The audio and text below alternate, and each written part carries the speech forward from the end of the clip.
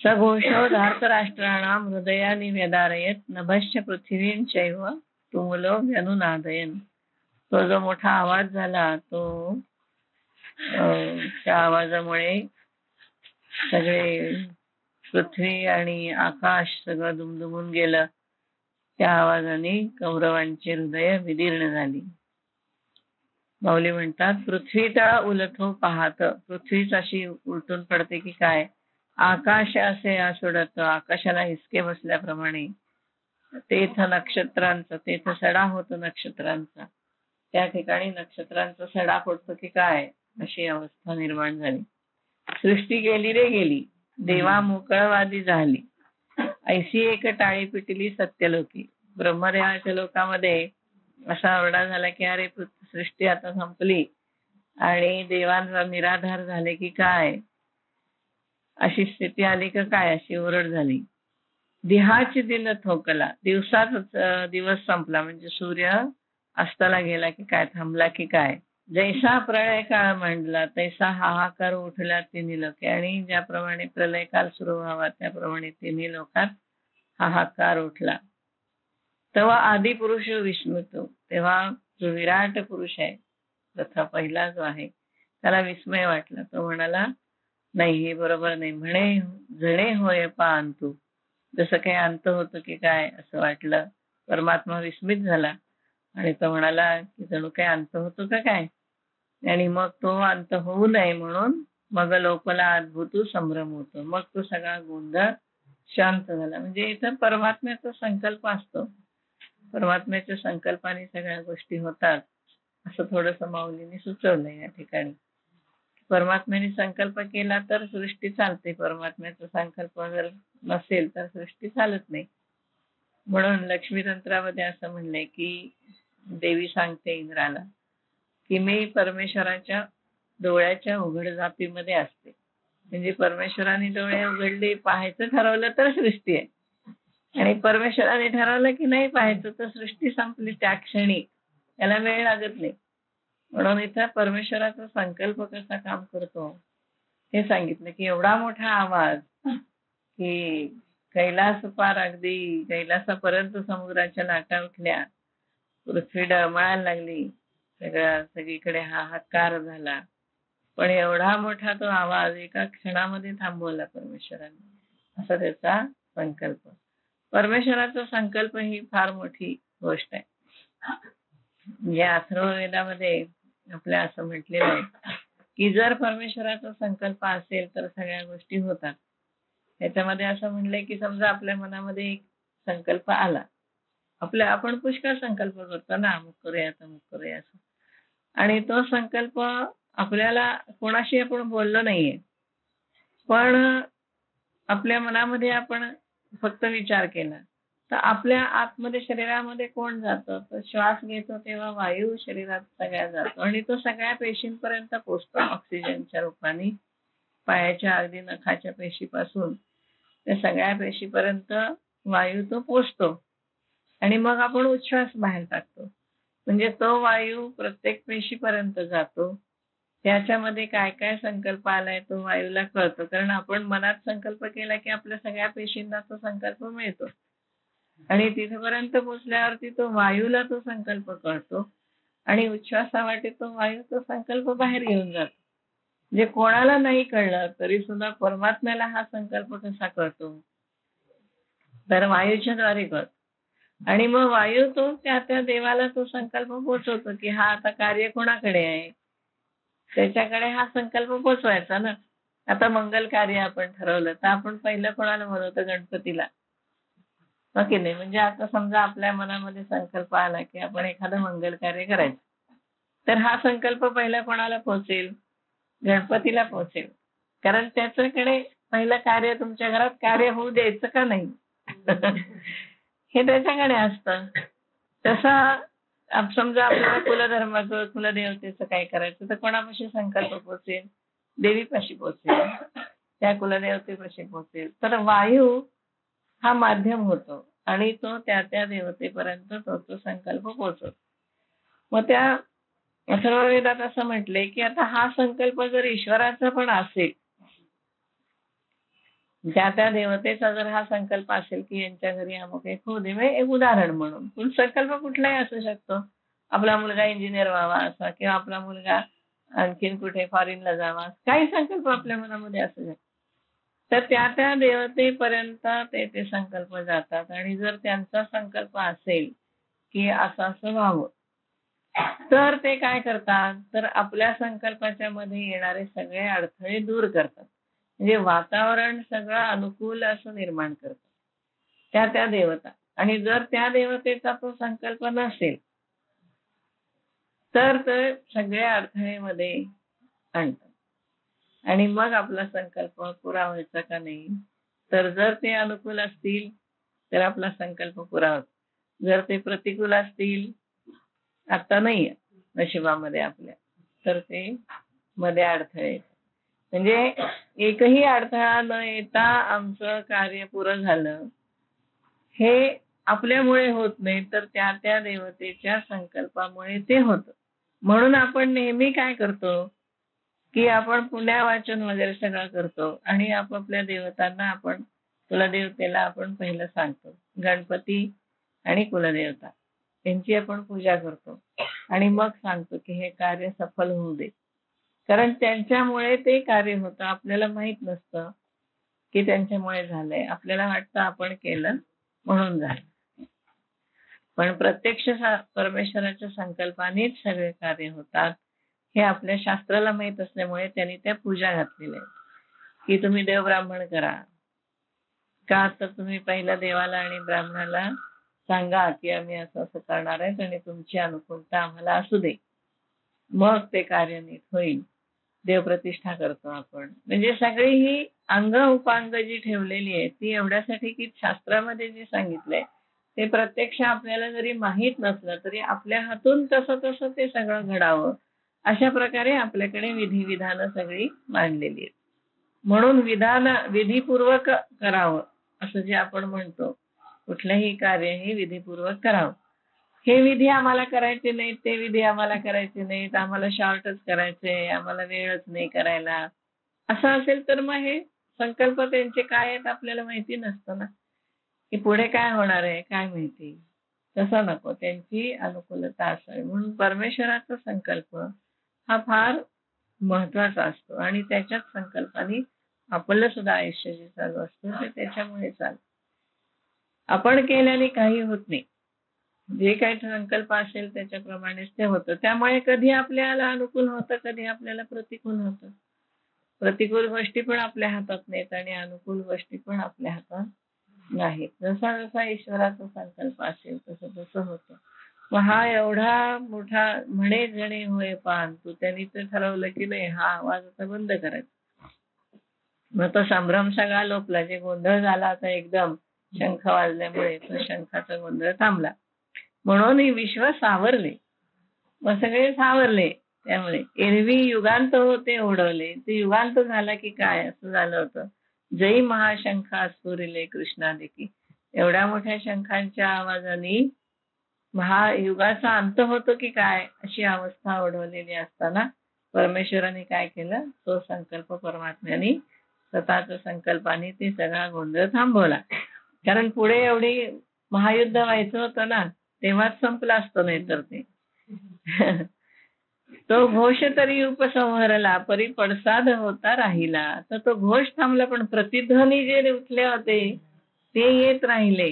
तेणे दळभार विध्वंसीला, आणि त्या प्रतिध्वनीने सुद्धा सैन्य इकडं तिकडं अस्ताव्यस्त झालं, घाबरून गेलं. कौरवांचा दळभार विध्वंसला. तो जैसा गजघटा तू सिंहलीला विदारी तू, तैसा हृदया ते भेद तू कौरवांची. म्हणजे गजांच्या कळपामध्ये सिंह जसा आरामात सगळीकडे फिरतो.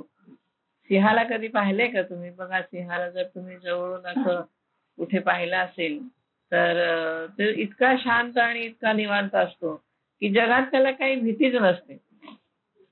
पण तो स्वतः एवढा भयंकर असतो की त्याच्या डोळ्याला डोळा भिडवणं सुद्धा शक्य नाही. वाघ, सिंह बघा जवळून तुम्ही जर बघितले तर डोळ्यामध्ये एक त्यांच्या अशी जबरदस्त भेदकपणा असतो की असं त्यांच्या जवळपास कोणी जाऊ शकत नाही. त्यामुळे ते निवांत असतात.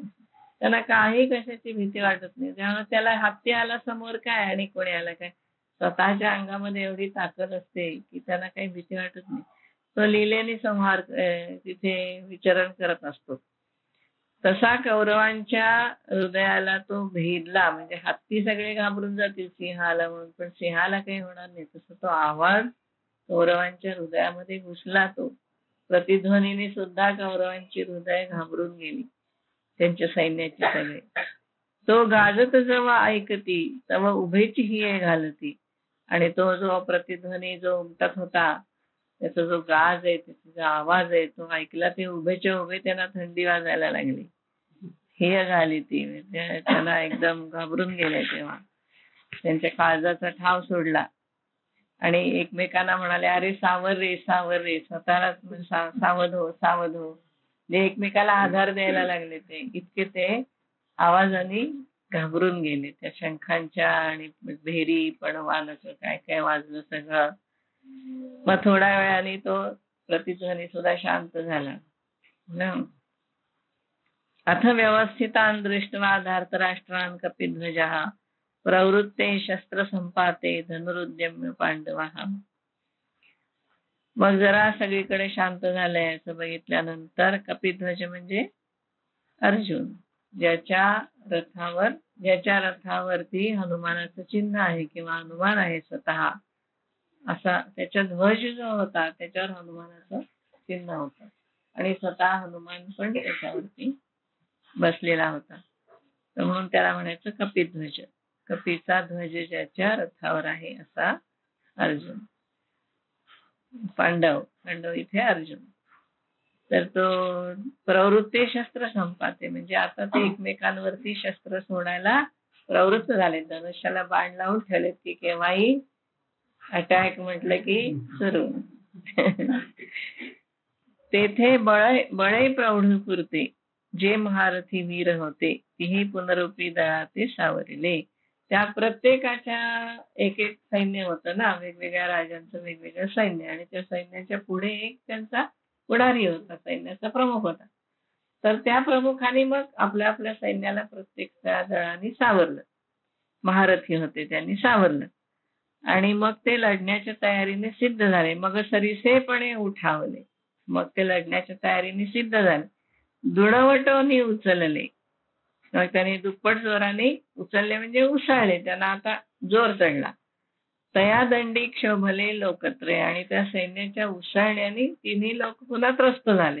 कारण तो संताप होता, तो एक आवेश होता लढण्याचा, तो इतका मोठा होता की पुन्हा सगळे घाबरून गेले, त्रस्त झाले लोकत्रय की आता काय होईल, कसं युद्ध होईल. म्हणजे प्रत्यक्ष त्या युद्धाची स्थिती कशी होती बघा. लोक उत्सुक होते, सगळं सैन्य उत्सुक होतं युद्ध करायला.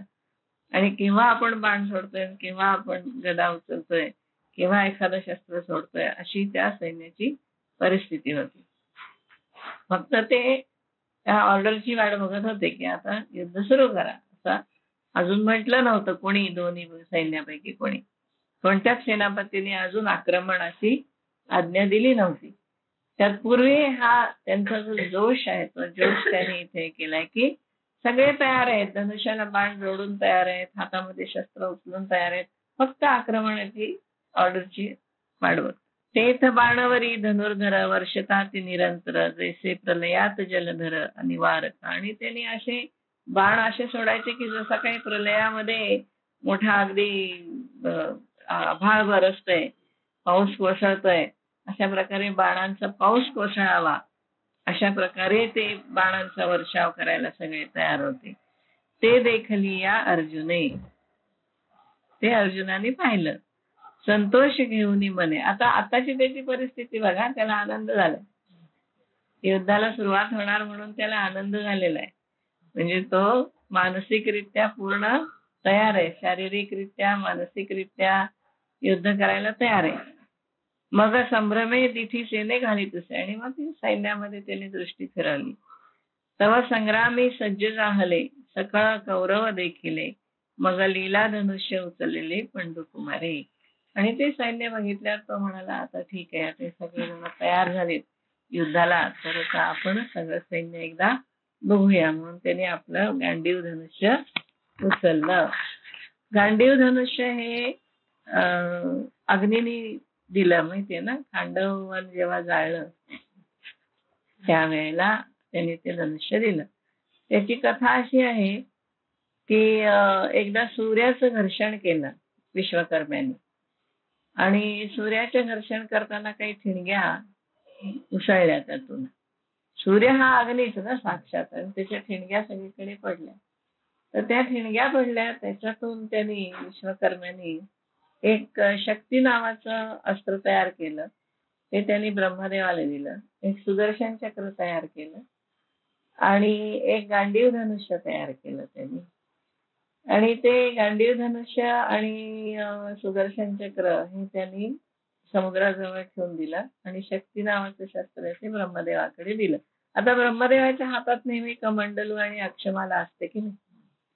आणि तुम्ही जर सप्तशती वाचली तर त्याच्यामध्ये ब्रह्माणी जी देवी येते ती काय करते, मंत्रवलेले जल टाकून मारते की नाही सगळ्या. तुम्ही वाचता ना सप्तशती, त्याच्यामध्ये आहे बघा, ब्रह्माणी त्या सगळ्या युद्धामध्ये मंत्रवलेल्या अभिमंत्रित केलेल्या जलाने मारते ते. पण तरी सुद्धा ब्रह्मदेवाजवळ शक्ती नावाचं शस्त्र आहे. अगदी काही त्याच्या हातामध्ये शस्त्र कुठलं नाही असं. तर जेव्हा खांडवन जाळलं त्यावेळेला अग्नीने ते वरुणाकडून घेतलं आणि अर्जुनाला दिलं. असं म्हणजे गांडीव धनुष्याची जी ताकद आहे ती कशी आहे बघा. साक्षात सूर्यापासून ते तयार झालेलं आणि अतिशय जड असं उचलायला.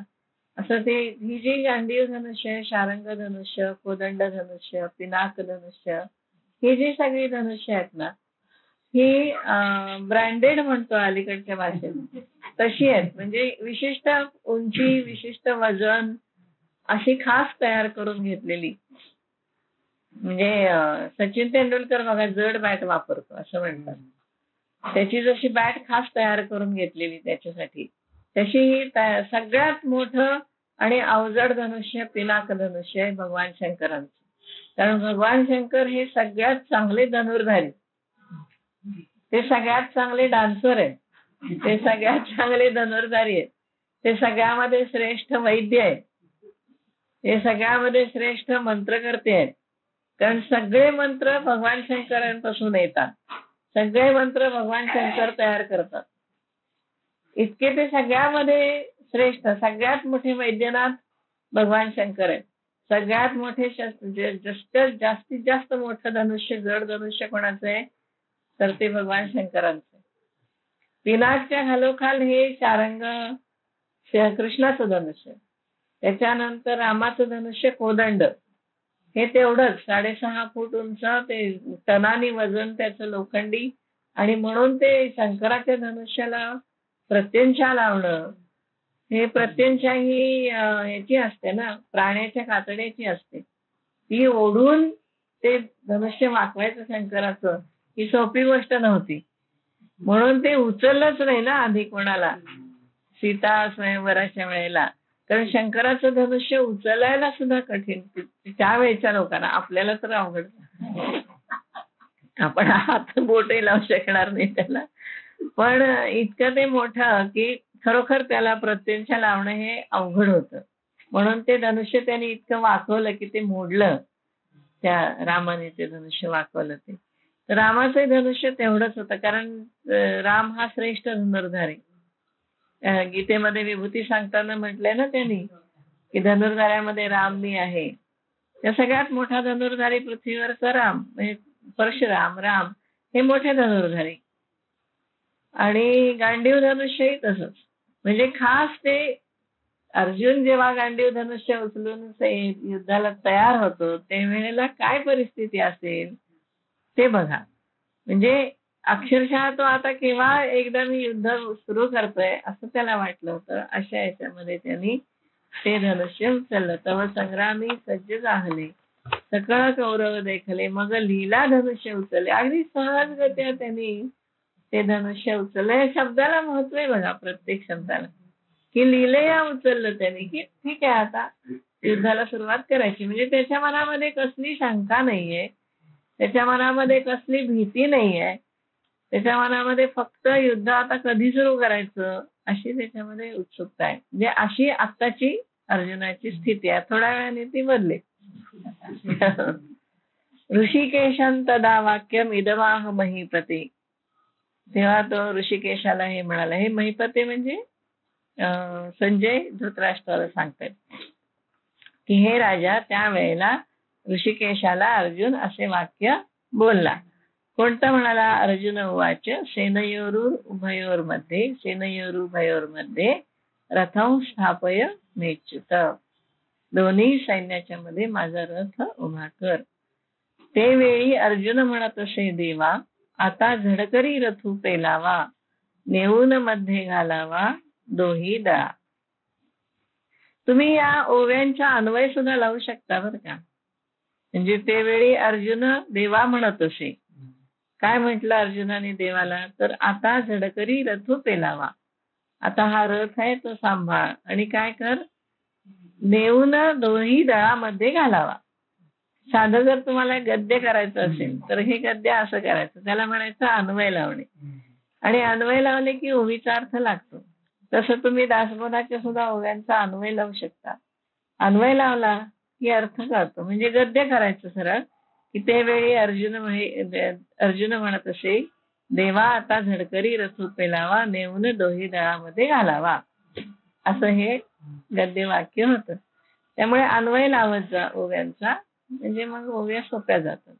दोन्ही दळांच्या मध्ये माझा रथ नेऊन उभा कर. कशासाठी रथ उभा करायचा? कारण युद्धाला तर आता जास्त म्हणजे सुरुवात होणारच आहे ना. त्यामुळे त्याला ते दोन्ही सैन्य बघायचंय की कोण कोण आलंय, कोणाशी युद्ध आपल्याला करायचंय, एकदा सगळ्या सैन्याचा व्यूह कसा आहे आणि ते व्यूहामध्ये उभं करायचे ना, एक एक आकार करायचे आणि त्या व्यूहामधून तो व्यूह भेदायचा आणि त्या व्यूहाच्या मुख्य द्वारांपाशी सगळे अतिरथी महारथी असे उभे केलेले असायचे. त्यावेळेची ती युद्धाची पद्धत. यावनेतान निरीक्षेहम योद्धुकामान अवस्थितान कैर्मया सह योद्धव्यम अस्मिन रणसमुद्यमे. की मी काय म्हणतो की हे सगळ्यांना सुरत नेऊन उभा कर की मी बघेन योद्धुकामान आणि अवस्थितान, युद्धाच्या कामासाठी येऊन जे इथे उभे राहिलेले आहेत, तयार झालेले, दक्ष झालेले आहेत, त्या तान अहम निरीक्षे, त्यांचं मी निरीक्षण करतो. यावत की मी जातोय, एतान निरीक्षे, या सगळ्यांना मी बघतो. कोण येथे कैर्मयासह युद्धव्यम, माझ्या बरोबर कोण युद्ध करणार आहे, कोण तयार झाले युद्धाला, अस्मिन रणसमुद्यमे, या रणाच्या उद्योगामध्ये माझ्याशी युद्ध करायला कोण तयार झालेलं आहे ते मी जरा बघतो. यावत म्हणजे जरा नजर टाकतो, मी बघतो कोण कोण आले. योत्स्यमानान अवेक्षेहम, अहम योत्स्यमानान अवेक्षे, मी या युद्धाला उत्सुक असणाऱ्यांना पाहतो. य एते अत्र समागताः, कोणाला पाहतो? तर जे या ठिकाणी समागताः म्हणजे एकत्र जमलेले आहेत. आणि कशाला एकत्र जमलेत ते? तर धार्तराष्ट्रान दुर्बुद्धे हे युद्धे प्रिय चिकीर्षवाः, म्हणजे त्याची मानसिकता लक्षात घ्या इथे. तो काय म्हणतो? युद्धे धार्तराष्ट्रस्य दुर्बुद्धे हे धार्तराष्ट्रस्य, दुर्बुद्धी असलेल्या हा धार्तराष्ट्र, धृतराष्ट्राची जी मुलं आहेत, कौरव आहेत सगळे, कसे आहेत? दुर्बुद्धियुक्त आहेत. दुर्बुद्धे हे धार्तराष्ट्रस्य युद्धे, युद्धामध्ये प्रिय चिकीर्षवाः, प्रिय करण्याच्या इच्छेने. या कौरवांच्या, दुष्ट कौरवांच्या प्रिय करण्याच्या इच्छेने योत्स्यमानान, युद्धासाठी येथे समागताः, इथे जमलेले सगळे आहेत. तान अहम निरीक्षे, त्यांचं मी अवेक्षे, पाहतो कोण कोण आलंय, काय आलंय, तेवढं मी पाहतो. जव मी नावेक हे सकळ वीर सैनिक, तर हे जोपर्यंत हे जुळण्याकरता आलेले शूरवीर, नावेक म्हणजे क्षणभर, न्याहाळीनं अशेख झुंजते ते, क्षणभर पुरते न्याहाळून पाहिन, तोपर्यंत तू 2 मिनिटं उभा कर, जरा बघतो सगळं कोण कोण आलंय असं. एथ आले असती आघवे, परी कवणेसी म्या झुंजावे. इथं पुष्कळ जण आलेले आहेत, पण मी रणात कोणाबरोबर आता पहिलं युद्ध मी कोणाशी करू? हे रणी लागे पहावे म्हणून या. मी का बघणार आहे? तर हे रणामध्ये मला पाहावं लागेल म्हणून मी उभा कर. बहुत करुणी कौरव हे आतुर दुःस्वभाव. दुःस्वभाव आहेत, वाईट स्वभावाचे सगळे कौरव या ठिकाणी एकत्र आलेले आहेत. फार करून उतावळे आहेत. आतुर म्हणजे उतावळे, दुःस्वभाव म्हणजे वाईट स्वभावाचे, दुष्टबुद्धीचे. वाटी व्हावीण हाव बांधिती झुंजी. आणि पुरुषार्थ वाचून त्याला झुंज करायची. पुरुषार्थ नकोय त्याला, पण युद्धाची हाव आहे.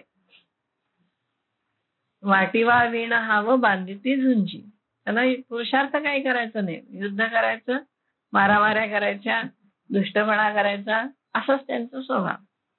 झुंजाची आवडी धरिती. तो कसा म्हणतोय, लढाईचे हाऊस तर बाळगतात, कारण आधीच बॅकग्राऊंड आहे ह्याला. ज्या वेळेला गायी पळवून नेल्या ना विराटाच्या, त्यावेळेला तो युद्धाला गेला होता अर्जुन, तेव्हा पळून गेले सगळे, हो की नाही? त्या बॅकग्राऊंडवर तो काय म्हणतो की झुंजाची आवडी धरती परी संग्रामी धीर नव्हतं. युद्धाची आवड आहे, पण संग्रामाला उभे राहत नाहीत, जागेवर पळून जातात.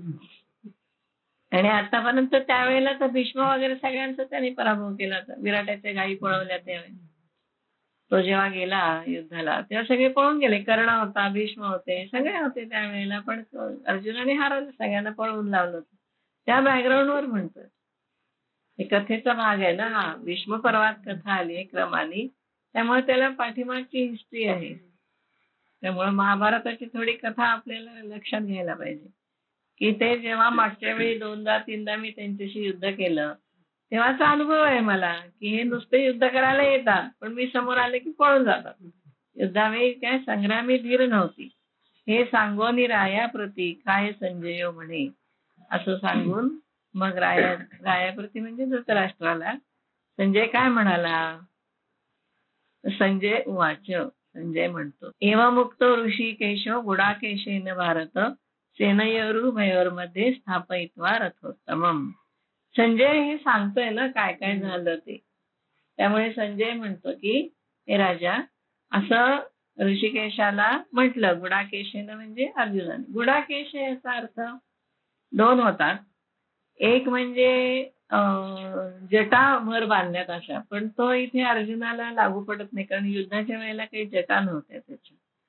तर गुडाक म्हणजे निद्रा आणि ईश म्हणजे जिंकणे. तर ज्यांनी झोप जिंकलेली आहे असं, कारण 12 वर्ष त्यांनी न झोपता धनुर्विद्येचा अभ्यास केलेला आहे, म्हणून त्याला गुडाकेश असं म्हटलेलं आहे. तर तो रात्री झोपायचा नाही.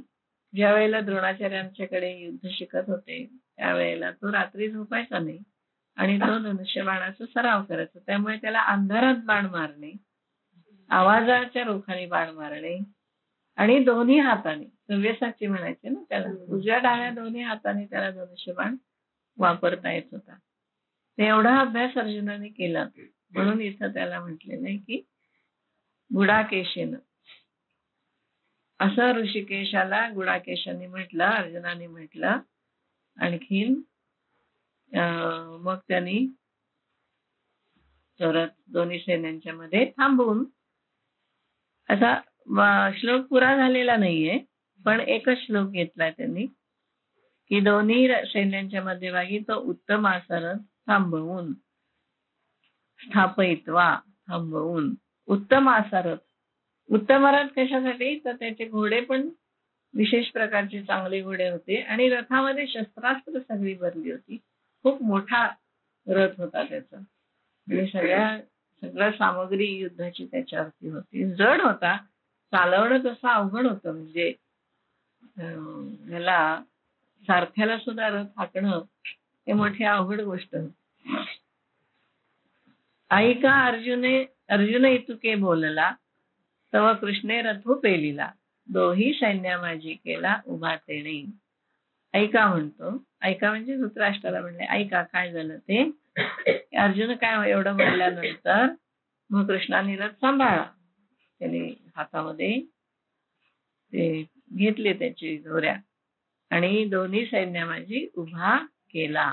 त्यांनी दोन्ही सैन्यामध्ये रथ उभा केला. करून तो काय म्हणाला, कारण ही स्थापित आहे, तो आहे, म्हणजे अजून वाक्य पुरं झालेलं नाही. भारत थांबवून तो काय म्हणाला, भीष्म द्रोण प्रमुखतः सर्वेषांच महीक्षिताम उवाच पार्थ पश्यैतान समवेतान कुरुन इति. तो एवढं बोलला, काय म्हणाला की भीष्म, द्रोण आणि इतर सर्व राजे यांच्या समोर तो असं म्हणाला, सर्वेशांचे महीक्षिताम म्हणजे सगळे राजे, भीष्म, द्रोण आणि बाकीचे सगळे राजे. तो म्हणाला अर्जुनाला, हे पार्थ एतान समवेतान कुरुन पश्य. हे जवळ सगळे जमलेले कौरव सगळे तू पहा. दोन्ही सैन्यांच्या मध्यभागी रथ उभा करून तो म्हणाला, हे पार्था, जमलेल्या या कौरवांना पहा. तर त्यांनी काय केलं, तत्रा पश्यत स्थितान पार्थः पितॄनथ पितामहान आचार्यान मातुलान भ्रातॄन पुत्रान पौत्रान सखींस्तथा श्वशुरान सुहृदश्चैव सेनयोरुभयोरपि तान समीक्ष स कौन्तेय सर्वान बंधून अवस्थितान. इथं त्याचं पाहणं चुकलं म्हणजे सगळे नातेवाईक त्याला दिसले, शत्रू आहेत आपले असे न पाहता त्यांनी काय बघितलं, तर या ठिकाणी अर्जुनाने काय पाहिलं, पितामह, आपले आजोबा, मोठे आजोबा समोर उभे, आचार्य आहेत, मामे आहेत, सगळे भाऊ आहेत, पुत्र आहेत, पौत्र आहेत, मित्र आहेत, सगळे मित्र राजेच होते ना, सगळे ओळखीचेच होते त्याच्या. सासरे आहेत, सुहृद आहेत, नातेवाईक आहेत. तेव्हा सगळ्या बंधू म्हणजे बांधव म्हणजे आपले सगळे इष्टमित्र परिवार असं जे म्हणतो आपण, त्याला आपण बंधू म्हणतो. त्यांना त्या पाहिलं, त्यांनी असं ते पाहिलं. गुरु, मामा, बंधू, पुत्र, नातू, जिवलग मित्र, सासरे, स्नेही या सर्वांना दोन्ही सैन्यामध्ये अर्जुनाने पाहिलं आणि सगळे आपले बांधव आहेत असं त्याच्या झटकन लक्षात आलं.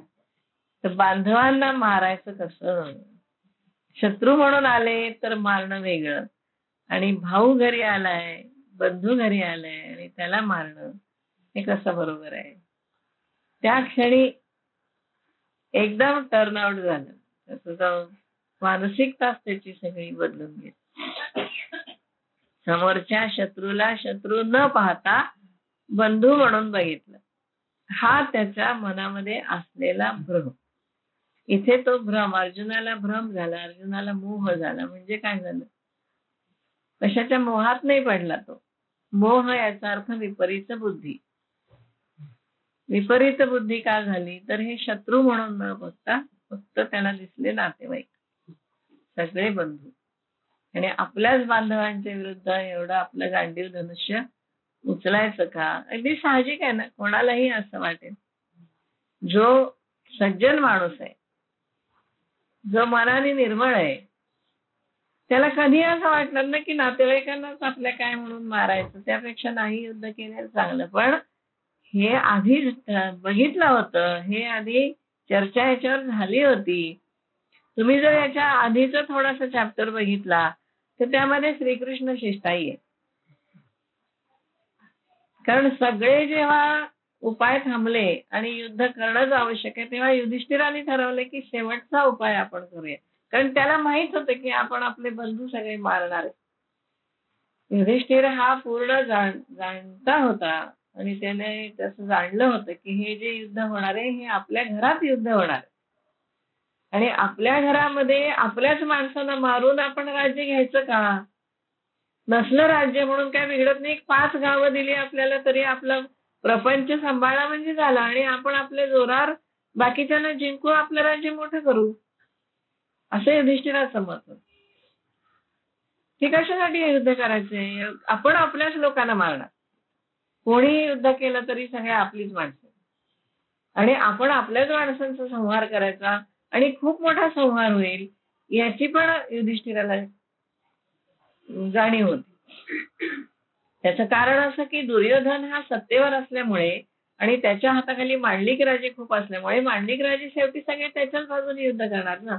अगदी सरळ गोष्ट होती ती.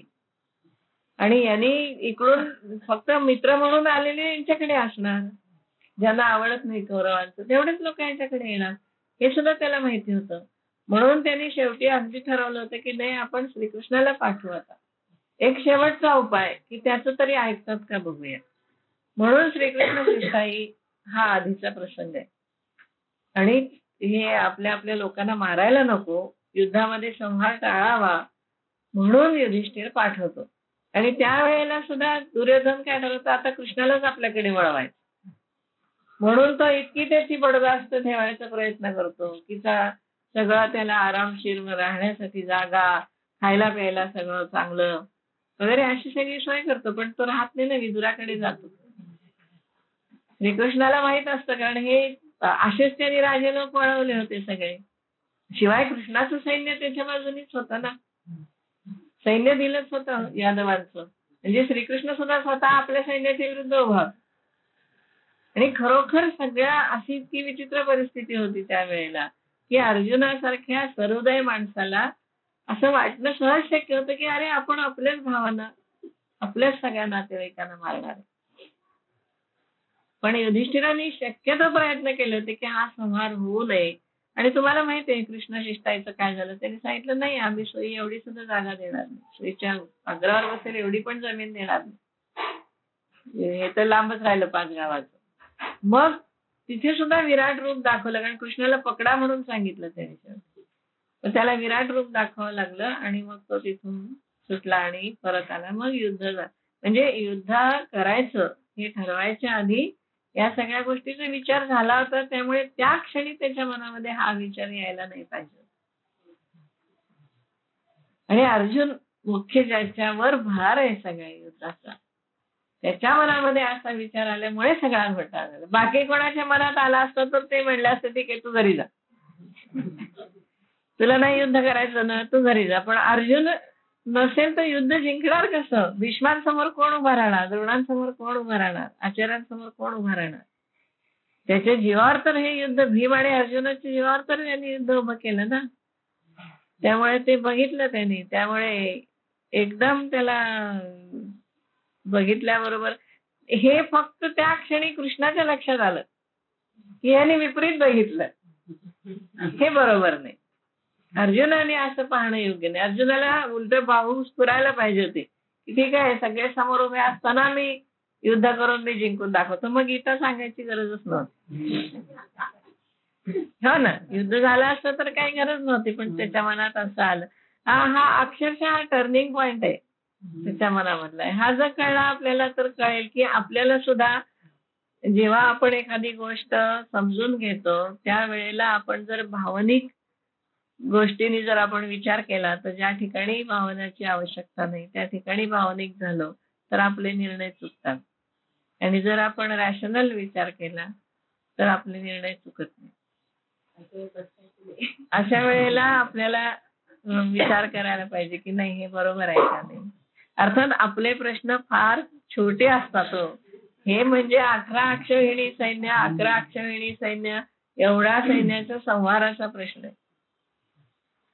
हो ना, एवढे लोक मरणार आहेत त्या युद्धामध्ये. त्याशिवाय युद्ध तर काही संपणार नाही, कारण दोन्ही तुल्यबळ असतं. न मरता काय असं पांढरा ध्वज लावलाय आणि युद्ध संपलंय असं होणंच शक्य नव्हतं. अशा वेळेचा हा प्रसंग. आपल्या पुढे फार किरकोळ त्या मानाने असतात प्रश्न. आपलं किती कुटुंब छोटं असतं, आपले आवाका छोटा असतो, आपण काय एवढं मोठं पेलू शकणार नाही. मुळात गांडीव धनुष्य उचलायची आपली ताकद नाही. त्यामुळे शब्द सुद्धा नाही. आणि आपण एवढ्या मोठ्या प्रसंगाला आपण तोंड पण देऊ शकत नाही. आपले प्रश्न अगदी त्या मानाने, त्यांच्या मानाने आपले प्रश्न कमी असतात. शशुरान सुहृदश्चैव सेनयोरुभयोरपि तान समीक्ष स कौन्तेयः सर्वान बंधून अवस्थितान. आता यांनी ज्ञानेश्वर महाराजांनी खूप छान इथं सांगितलं. जेथ भीष्म द्रोणादिक जवळिकेची सन्मुख पृथ्वीपती आणिक बहुता. समोर आहेत, कोण आहेत? भीष्म, द्रोण आहेत आणि राजे. तेथे स्थिर करो निरथू अर्जुन असे पाहतू तो दळभार समस्त संभ्रमेसी. आणि तो दळभार तिथे रथामध्ये बसून त्यांनी बघितला. मग देवा म्हणे देख देख हे गोत्र गुरु अशेख. असं म्हटल्याबरोबर कृष्ण दचकला मनामध्ये की काय बिघडलं सगळं एका क्षणात. बघ बघ इथे सगळे कोण आहेत? गोत्र गुरु, आपले गोत्र आहेत सगळी, सगळे गोत्रावळे जमले. हे सगळे भाऊबंद आणि गुरु आहेत. तव कृष्णामनी नाविक विस्मो जाहला. बरोबर ज्ञानेश्वर महाराजांना ही परिस्थिती लक्षात आली की हे क्षणभर कृष्णाच्या मनामध्ये दचकला, विस्मित झाला. तो आपण म्हणे मनात तो काय म्हणाला? एथ काही कवण जाणे हे मनी धरले येणे परी काही आश्चर्य असे. तो म्हणला एकदम बापरे, आता काय ह्याच्या मनामध्ये काय? आपल्या मनाशीच म्हणाले यांनी यावेळी हे काय मनात आणलं? काय विलक्षण बोलायला लागला हा? एवढे माझे शत्रू आहेत आणि शत्रूंसमोर आता मी युद्धाला सुरुवात करतो असं म्हणायचे म्हणजे काय म्हणतो? माझे बांधव आहेत म्हणतो, सगळे गुरु आहेत. काय आश्चर्य आहे म्हणे मनामध्ये, त्याने काय विलक्षणच आलं काहीतरी. ऐसी पुढील से घे तू तो सहजे जाणे हृदयस तू. असं पुढचं त्याने अनुमान बांधलं. पण सगळ्यांच्या हृदयस्थ राहणारा तो काय म्हणाला? परी उगा असे निवांत तू काही वेळी. पण तो शांत राहिला. पण त्याच्या लक्षात आलं की हे बिघडलं, पहाडं चुकलं. बिघडलं काहीतरी. आता हृदयस्थ परमात्मा हा जो शब्द त्यांनी वापरलाय की प्रत्येकाच्या हृदयामध्ये परमेश्वर आहे. आता हा एक पुराणांच्या मध्ये हा अंतरात्मा म्हणून त्यांनी हे केलंय की परमेश्वर प्रत्येकाच्या अंतरंगामध्ये आहे. असं जे आहे ते पुराणांनी म्हटलेलं, पुराणांतर्गत आहे. विशेषतः विष्णू पुराण वगैरे अशी पुराण आहेत. त्याच्यामध्ये असं म्हटलंय की परमेश्वर हा बाहेर नाहीये कुठे, परमात्मा हा बाहेर नाहीये, परमात्मा हा प्रत्येकाच्या अंतरंगामध्ये. तर हे ओळखायचं कसं? आपल्या हृदयस्थ परमात्मा आपल्याला तर कधी दिसत नाही ना, परमात्मा आपल्याशी कधी बोलतो ना, आपण त्याला कधी पाहिलंय. कसं ओळखायचं की परमेश्वर आपल्या अंतरंगात आहे? तर त्याने असं म्हटले की परमेश्वराची जी अनेक रूप आहेत पुराणामध्ये म्हटले, त्याच्यामध्ये एक अंतर्यामी रूप आहे. आणि अंतर्यामी कसं आहे? तर आपल्या जी जाणीवेची अवस्था आहे, जाणीव जी आहे आपल्याला, की आपल्याला दिसतं, आपल्याला कळतं, आपल्याला समजलंय हे कळतं, आपल्याला ही गोष्ट समजली नाही हे कळतं, आपल्याला जाणीव होते की ही रात्र आहे, हे दिवस आहे, परिस्थितीची जाणीव होते. आपली ही जी जाणून घेण्याची मूळची शक्ती आहे ती प्रत्येकामध्ये सारखी आहे. तुमच्यामध्ये, माझ्यामध्ये, सगळ्यांच्या मध्ये कॉमन आहे ती. कारण मला जसं कळतं रात्र तसं तुम्हालाही कळतं रात्र आहे. मला जसं कळतं हे वाईट आहे गोष्ट तसं तुम्हालाही कळतं. वाईट वाटलंय आपल्याला हे कळतं, आपल्याला भूक लागली हे कळतं. तर ही कळण्याची एक अवस्था, कळण्याची एक शक्ती प्रत्येकाच्या अंतर्यामी आहे. आणि ती अंतर्यामी असणारे जे जाणीव शक्ती आहे, शुद्ध जाणीवेची अवस्था असं त्याला म्हणलंय. खरं त्याला शब्द नाहीयेत कुठल्या शब्दाने ते सांगता येत नाही, पण एक समजून घेण्यासाठी म्हणून आपण असा शब्द वापरतो की शुद्ध जाणीवेची अवस्था, की ज्या ठिकाणी ज्याच्यामुळे ज्ञान होतं, ज्या जाणीवेमुळे आपल्याला ज्ञान होतं, ज्या जाणीवेमुळे आपल्याला कॉन्शियस, आपण सावध असतो, ज्या जाणीवेमुळे आपल्याला आपण असण्याची एक खात्री असते, आपण आहोत ह्याची आपल्याला खात्री आहे ना, अहम अस्मी अशी एक जाणीव आहे आपल्या प्रत्येकामध्ये. ती जाणीव म्हणजे हा अंतर्यामी परमात्मा. आणि हा अंतर्यामी परमात्मा जो आहे तो हा दमयती असं म्हटलंय, अंतर्यामी राहून तो सगळ्यावरती नियंत्रण करतो. दमयती म्हणजे काय? नियंत्रण ठेवतो. मग हा अंतर्यामी जो आत्मा आहे तो आपलं सगळं नशीब, आपल्या सगळ्या हालचाली, आपले सगळे पुढे होणाऱ्या गोष्टी, भविष्य असो, वर्तमान असो, भूत असो, हे सगळं नियंत्रण त्याच्या हातात आहे. त्यामुळे आपण कुठे गेलो तरी आपलं नशीब चुकत नाही. आपण कुठल्याही परिस्थितीत असलो तरी काय निर्णय घ्यायचे ते तसेच घेतले जातात. आपण कुठल्याही अवस्थेत असो, ती अवस्था कशीही असो, पण त्याच्यावर पूर्ण कंट्रोल त्या अंतर्यामी परमात्म्याचा असतो. आणि हा जो अंतर्यामी परमात्मा आहे याला गीतेने पुढे 15व्या अध्यायामध्ये उत्तम पुरुष असं म्हटलं. म्हणजे एक क्षर आहे, एक अक्षर आहे आणि एक उत्तम पुरुष आहे. तर हा उत्तम पुरुष कोण आहे? तर क्षर म्हणजे आपलं शरीर नश्वर होणार आहे.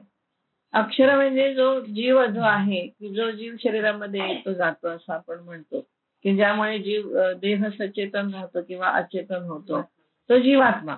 आणि या दोघांवरती ज्याचा कंट्रोल आहे, जे नशिबानी म्हणा, जे आपल्या कर्मानी म्हणा, जे आपल्या आजपर्यंतच्या अनेक जन्माच्या संस्कारांनी म्हणा, जे काही आपलं आयुष्य घडणार असतं सगळं, त्याचा सगळा कंट्रोल, कधी जीवानी राहायचं, कधी जीवानी देह सोडायचा, कधी जीव असा म्हणजे दुःखामध्ये राहणार, कधी जीव सुखामध्ये राहणार. कारण जीवाला सुख दुःख आहे बघा. यातनं जीवाला होतात आपल्या.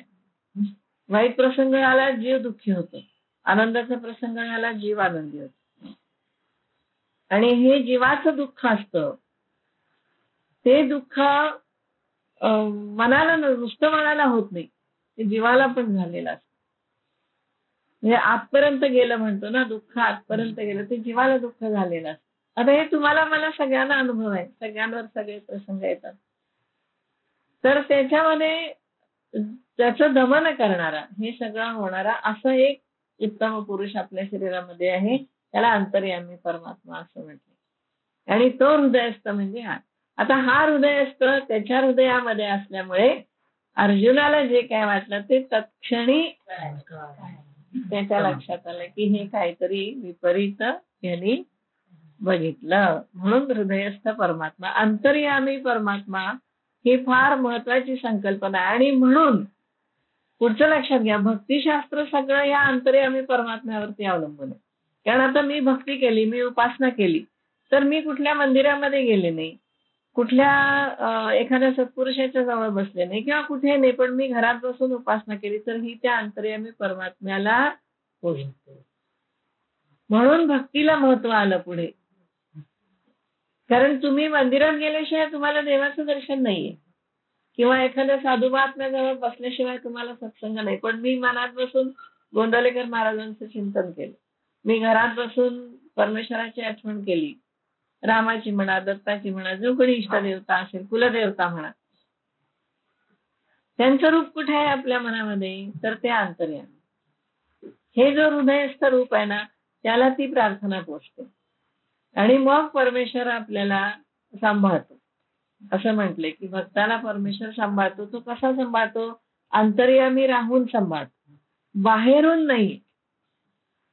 कधी येणार धावून? आता द्रौपदीला वस्त्र पुरवली, कुठे होता तो? तो द्वारकेमध्ये. द्वारकेतून यायला काही वेळ लागणारच की नाही, कळून त्याला यायला. पण तो हृदयस्थ होता, हृदयस्थ असल्यामुळे त्याला तिथे प्रेझेंट राहायला वेळ लागला. आणि जेव्हा आपण अचानक एखाद्या संकटातून बाहेर पडतो आणि आपल्याला काही सुचतं, तो अंतर्यामी परमात्मा असल्यामुळे सुचतं. अंतर्यामी राहून तो परमात्मा आपल्याला सांभाळतो. तर देव सांभाळेल, काही चिंता करू नका, असं आपण एकमेकांना म्हणतो. आता आपली फिलॉसॉफी कशी आहे की रोजच्या दैनंदिन जीवनामध्ये आपल्या ऋषीमुनींनी आणली, म्हणून आपण म्हणतो की काही काळजी करू नको ग, देव सांभाळेल. देव सांभाळेल म्हणजे काय? त्याचा अर्थ हा आहे की अंतर्यामी त्याचं एक रूप आपल्यामध्ये आहे आणि ते रूप आपण जर प्रार्थना केली, म्हणजे तिथपर्यंत पोहोचलो, तर त्या रूपातून आपल्याला मार्गदर्शन मिळतं आणि आपली परिस्थिती सावरली जाते. म्हणून जे कंट्रोल करा म्हणतात ना, तुम्हाला पहिल्यापासून जी सवय पाहिजे की सगळं भक्तिशास्त्रामध्ये विशेषतः म्हणले की देवाला निवेदन करा सगळं. अंतर्यामी परमेश्वराला सगळं सांगा की आज माझ्या हातून असं झालं, अमुक झालं, किंवा एखादी गोष्ट नाही आपल्याला होत आहे, नाही, तुम्ही जोरात जोर करा आणि ती गोष्ट करा. विशेषतः कंटाळा जेव्हा माणसाला असतो, अभ्यासाचा कंटाळा, याचा कंटाळा, मग आपण म्हणतो नाही जोर कर मनातून. जोर कर म्हणजे काय, त्या परमात्म्याला तो संकल्प पोहोचू दे तुझा की नाही मला अभ्यास करायचा आहे. मग हा तुम्हाला अंतर्यामी रूप ते मला मदत करतं. आतापर्यंत सगळ्या भक्तांचं रक्षण जे झालेलं आहे, भक्त प्रल्हादाचं असो, मोठ्या मोठ्या संकटातून जे वाचले ते ह्या अंतर्यामी रूपामुळे वाचले. हा पुराणांचा आहे आणि आगमामध्ये आहे. म्हणून पूजा, मानस पूजा जी सांगितली आहे ती तेवढ्यासाठी की अंतर्यामी परमात्म्याची पूजा होते. म्हणून हा हृदयस्थ जो आहे तो हृदयस्थ शब्द तेवढ्यासाठी त्यांनी वापरला की हृदयस्थ परमात्मा आहे आणि हृदयस्थ परमात्मा तुम्हाला तो सांगतो. ऐसी पुढील घे से घेतू तो सहजे जाणे हृदयस्तू परी उगा असे निवांतू ते वेळ. पण तो निवांत झाला की बोलला नाही काही, कारण त्याला माहिती आता आपल्याला हे सगळं निस्तरावं लागणार आहे. कोण निस्तरणार दुसरं, परमात्म्याशिवाय कोणी ही परिस्थिती निस्तरू शकत नाही.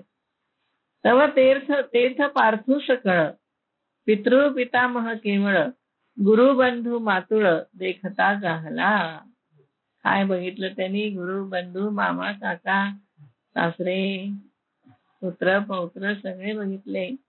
इष्टमित्र आपुले कुमारजन देखिले हे सकळ असती आले त्या. सगळे इष्टमित्र, सगळे कुमार, सगळ्यांची मुलं होती ना, दुर्योधनाची मुलं होती, यांची 5 मुलं होती, सगळेच होते तिथे. सुहृदजन सासरे आणि काही सखे सोयरे कुमार पौत्र धनुर्धरे देखिले तेथे. सगळे जला दिसले, सुहृदजन सासरे सखे सोयरे कुमार नातवंड सगळी त्यांनी बघितली. ते जया उपकार होते केले, काहींवर त्यांनी पूर्वी उपकार केले होते का आपण जे रक्षिले किंवा ज्यांचं रक्षण केलं होतं, ज्याला मांडीवर घेतले त्यालाच मार म्हणलं तर कसं काय मारायचं ना. हे असो वडील दाखवले आधी करूनी. सगळे होते, वडील होते, धाकटे होते. ऐसे गोत्रची दोही दळी, दोन्ही दळामध्ये गोत्र होतं सगळं. उदित झाले असे कळी हे अर्जुन ती वेळी आवडते. दोन्ही कुळ एकत्र झाले हे त्यांनी बघितलं अर्जुनाने आणि मग त्याचं मन व्याकुळ झालं. आणि साहजिक आहे ना, आपल्याच इतक्या लोकांना आपण मारायचं आपल्या हाताने, कोणाला पण हे वाटणं साहजिक आहे की असं होता कामा नये. थांबूया आपण.